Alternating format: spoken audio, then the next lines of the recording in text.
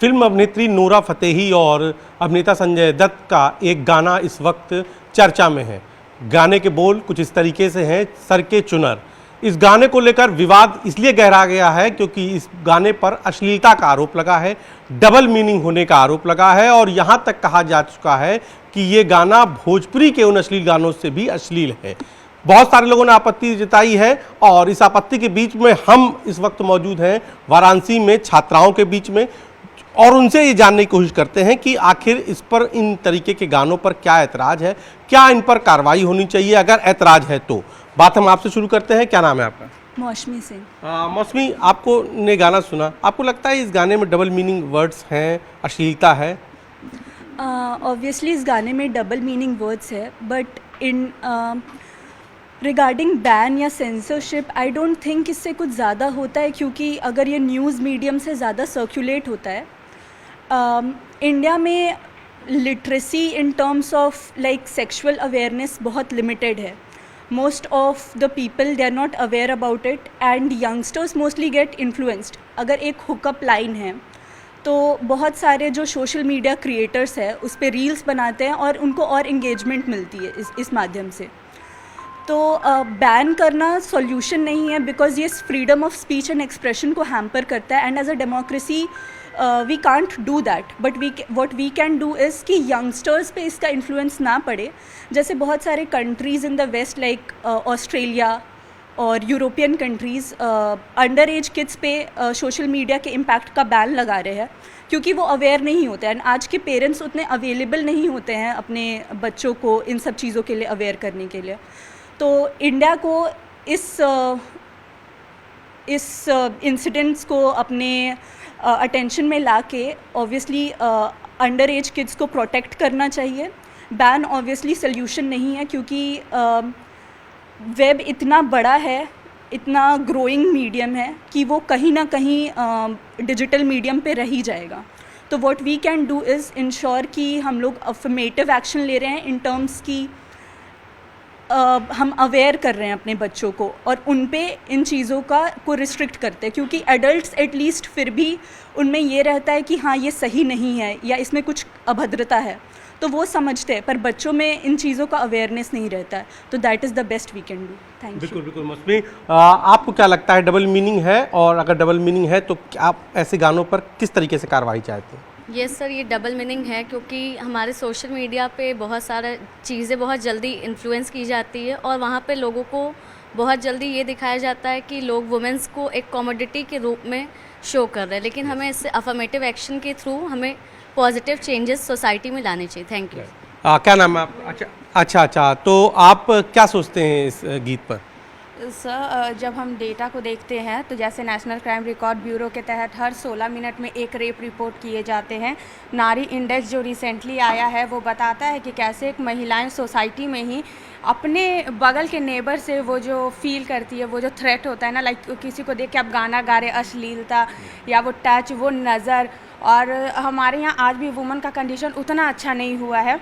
और जब लड़कियां बाहर जाएंगी या फिर ट्रेन में जो लड़कियां सफ़र करती है, तो आजकल ऐसा जनरेशन है कि लड़कियां 20 से 30 के बीच वाले लड़कों के साथ सेफ़ फील करती हैं, पर प्लस 30 के साथ वो अनसेफ फील करती हैं। कुछ अंकल लोग भी होते हैं, तो कुछ लोग होते हैं ना कि लाइक ये सारी चीज़ जानते हैं और वो इंटेंशनली इसे प्ले करते हैं और वो लड़की खुद में अनकंफर्टेबल होती है। और आई थिंक आर्टिकल 21 है हमारे पास right to life with choice and dignity है।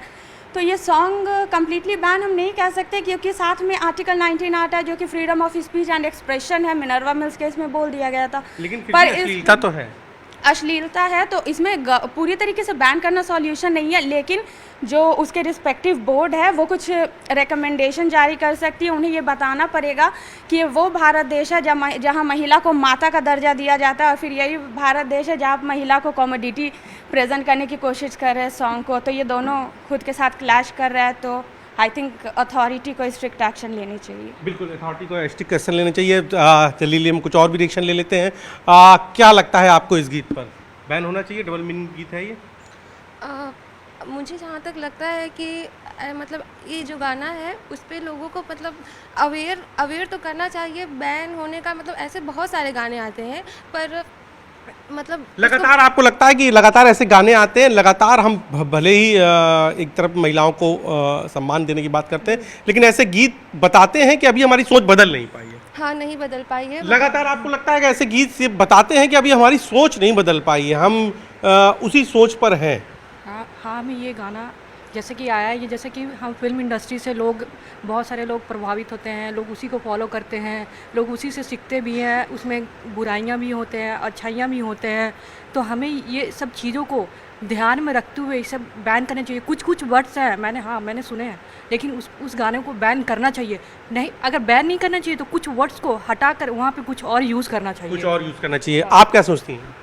अच्छा, तो बहुत सारे कुछ भी आप लोग कुछ सोचते हैं इस गीत पर? सर, इसको पूरी तरह से बैन नहीं करना चाहिए, तो लेकिन ऐसे गाने हमारे इंडस्ट्री को नहीं लाना चाहिए जिससे कि वुमेन्स को ये सुन के लगे कि हाँ कॉमेडी फीलिंग ना आपको? हाँ, सेम इन्हीं की बात हो, और वो जो बोली उनकी भी बातों को मैं एग्री हूँ।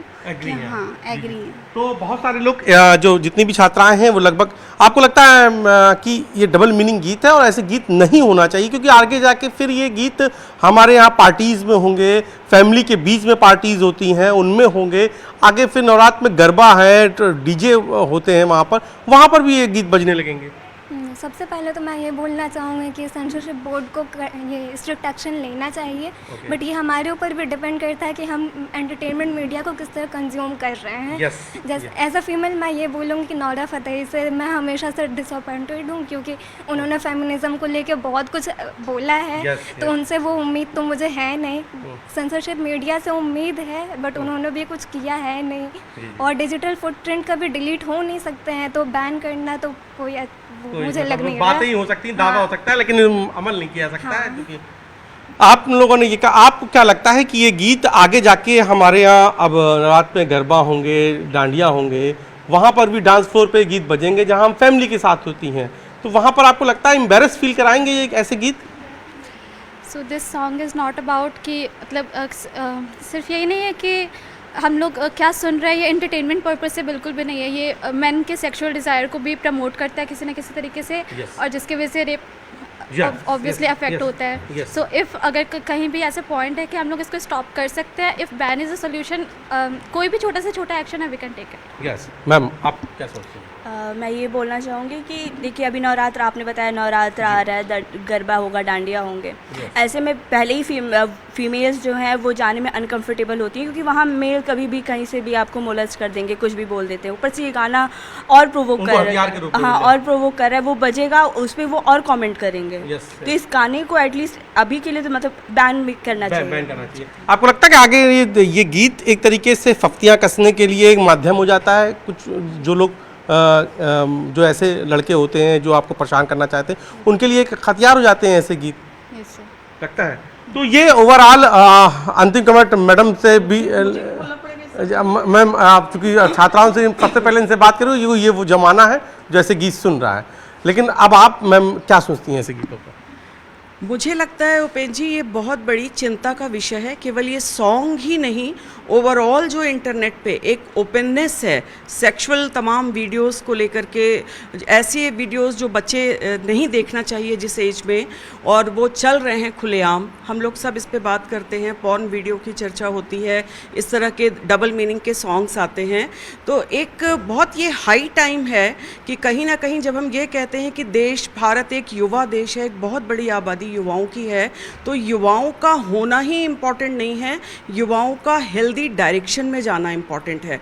और युवाओं के हेल्दी डायरेक्शन में जाने के लिए हमें कुछ तो इन्वायरमेंटल सपोर्टिंग चीज़ें डेवलप करनी चाहिए। अगर वेस्टर्न कंट्री ये कर सकता है कि वो अपने यहाँ 16 ईयर्स 17 ईयर्स तक कुछ चीज़ें रिस्ट्रिक्ट कर रहा है जो उस एज में देखने की नहीं है, तो हमारे यहाँ ये बात कब शुरू होगी? हम तो वैसे ही एक बहुत रिच कल्चरल हेरिटेज वाले लोग हैं, लेगेसी वाले लोग हैं, हम सनातन की बात करते हैं, सनातन में विश्वास भी रखते हैं। ये चीज़ें उससे भी मैच नहीं करती जो इंडियन फिलॉसफी है, जो इंडियन लाइफस्टाइल है। मैं स्पिरिचुअलिज्म की कोई बात नहीं करूँगी, पर स्पिरिचुअलिज्म में, आध्यात्म में तो ये माना जाता है कि ये सब एक तरह का आड़व मल होता है।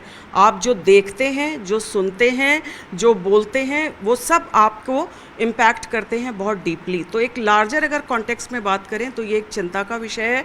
जहाँ तक नूरा फतेही जैसे लोगों की बात है या फिल्म इंडस्ट्री के कुछ सेलेक्टेड लोगों की बात है, वो अपनी कोई सोशल रिस्पॉन्सिबिलिटी नहीं समझते हैं, बहुत रिस्पॉन्सिबल नहीं हैं। तो इस बारे में मैं यही बात कहना चाहूँगी। Thank you. तो आपने सुना ओवरऑल, मैं छात्राओं के बीच में था, प्रोफेसर्स की भी आपको बात सुनाई। लगभग सभी का ये कहना है डबल मीनिंग गीत है। सोशल मीडिया पर आप आसानी से किसी को बैन नहीं कर सकते हैं, लेकिन कार्रवाई जरूर कर सकते हैं। सेंसर बोर्ड को देखना चाहिए, इसमें जो बोर्ड ऑफ डायरेक्टर्स हैं इस फिल्म के, उनको देखना चाहिए और ये देखना चाहिए कि डबल मीनिंग गीत क्या आने वाले वक्त में आपको गरबा के डांस फ्लोर पर सुनाई देंगे या फिर सड़कों पर फफ्तियाँ कसने के लिए भी ऐसे गीतों का इस्तेमाल किया जा सकता है। तो छात्राओं ने तमाम सारी बात कही। उन्होंने साफ तौर पर कहा कि ये सोशल रिस्पॉन्सिबिलिटी फिल्म इंडस्ट्री को भी समझनी चाहिए। कैमरा पर्सन के साथ उपेंद्र द्विवेदी, न्यूज़ 18 वाराणसी।